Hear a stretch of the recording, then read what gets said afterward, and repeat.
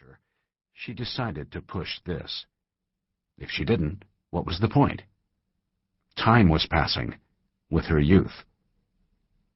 Barstad was a fabric artist who did some weaving, but mostly made quilts. She couldn't make a living at it, yet, but her quilting income was increasing, and in another year or two she might be able to quit her day job. She lived illegally in a storefront in a Minneapolis warehouse district. The front of the space was an open bay, full of quilting frames and material bins.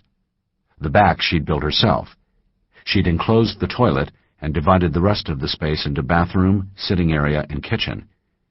The kitchen amounted to a tabletop electric stove and a 50s refrigerator, with a bunch of old doors mounted on sawhorses as countertops. And it was all just fine for an artist in her 20s, with bigger things ahead. Like great sex, she thought, if he'd ever get out of the bathroom. The rope was in his jacket, balled up. Qatars took it out and pulled his hand down the length of it, as though to strip away its history. 18 inches long, it had begun life as the starter rope on a Mercury outboard motor. One end still had the rubber pull handle. The rope had been with him, he thought, for almost half his life. When he'd eliminated the tangles, he coiled it neatly around the fingers of his left hand, slipped the coil off his fingers, and pushed it carefully into his hip pocket. Old friend. Barstad had been a brutal disappointment. She'd been absolutely white bread. He couldn't continue with a woman like that. The post-coital depression began leaking away, to be replaced by the half-forgotten killing mood. A fitful state, combining a blue, close-focused excitement with a scratchy, unpleasant fear.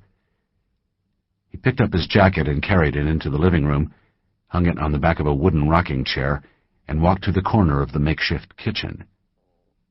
Barstad was there, with both hands in dishwater. She had honey-blonde hair and blue eyes. She dressed down, in Minnesota fashion, in earth-colored shifts. The church mouse clothes did not completely conceal an excellent body, created by her Scandinavian genes. All wasted on her, Qatars thought. He stepped into the kitchen, and she saw him and smiled shyly. "How are you?" "Wonderful," he said, twinkling at her, the rope pressing in his hip pocket.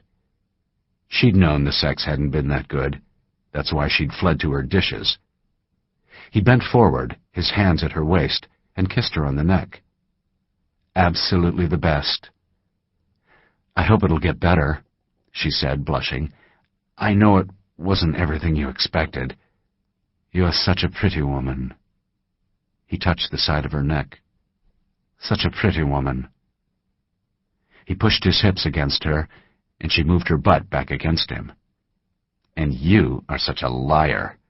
But keep it up." The rope was in his hand. His fingers fit over the T of the handle. He would loop it over her chin, he thought. He would have to pull her over, he thought, get a foot wedged behind hers, and jerk hard, backward and down, then hang her over the floor so that her own weight would strangle her. Had to watch for fingernails. Fingernails were like knives. He turned one foot to block her heels. Careful here, he thought. No mistakes now. I know that wasn't too great. A pink flush crawled up her cheek. I haven't had that much experience, and the men... You could show me a lot about sex. I'd like to know. I'd like to know everything. If we could find a way to talk about it without being too, embarrassed about it. She derailed him. He'd been 1 second from taking her, and her words barely penetrated the killing fog.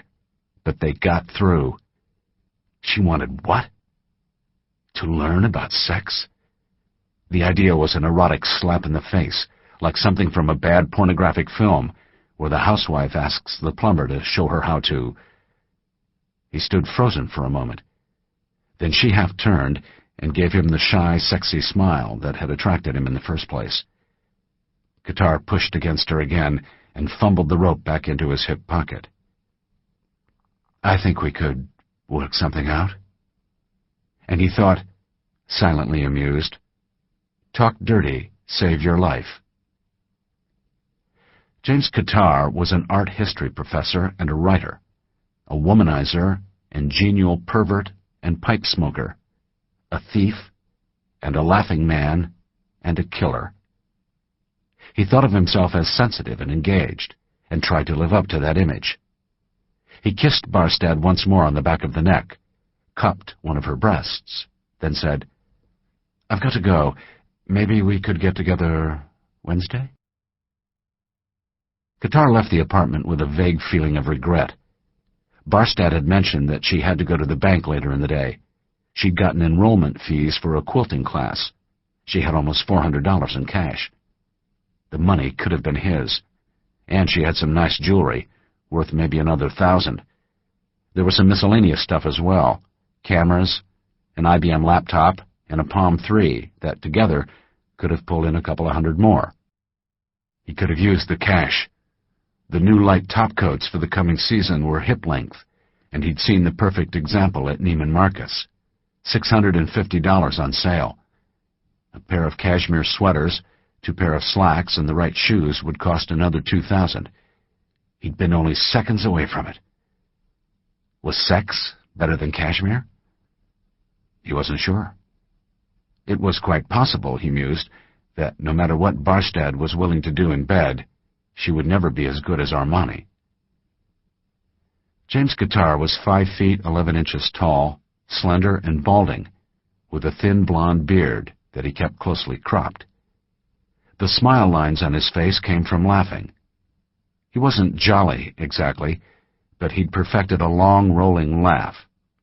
He laughed at jokes, at wit, at cynicism, at travail, at cruelty, at life, at death.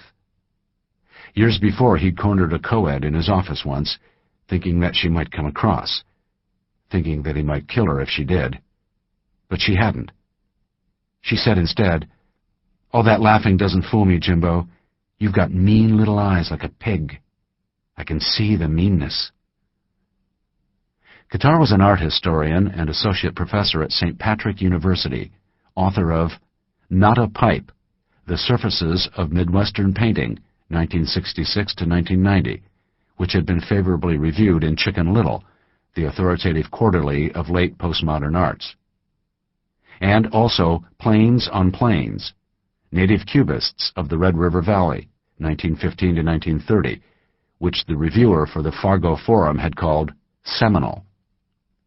He'd begun college as a studio artist, but switched to art history after a cold-eyed appraisal of his talents.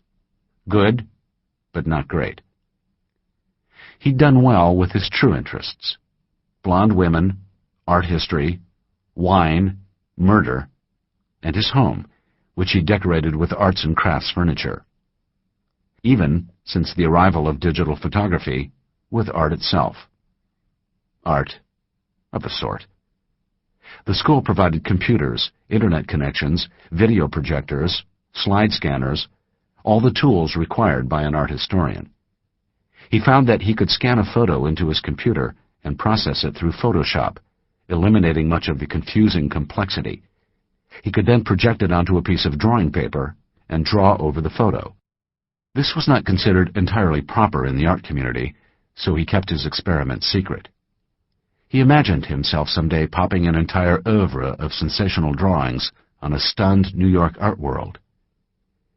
It had been just that innocent in the beginning, but as he became more expert with the various tools in Photoshop and with the pen itself, the drawings became cleaner and sharper. They actually became good. He could download a nude from one of the endless internet porno sites, process it, print it, project it, and produce a fantasy that appealed both to a sense of aesthetics and to his need to possess. The next step was inevitable. After a few weeks of working with appropriated photos, he found that he could lift the face from one photo and fit it to another. He acquired an inconspicuous Fuji digital camera and began taking surreptitious pictures of women around campus. Women he wanted. He would scan the woman's face into the computer, use Photoshop to graph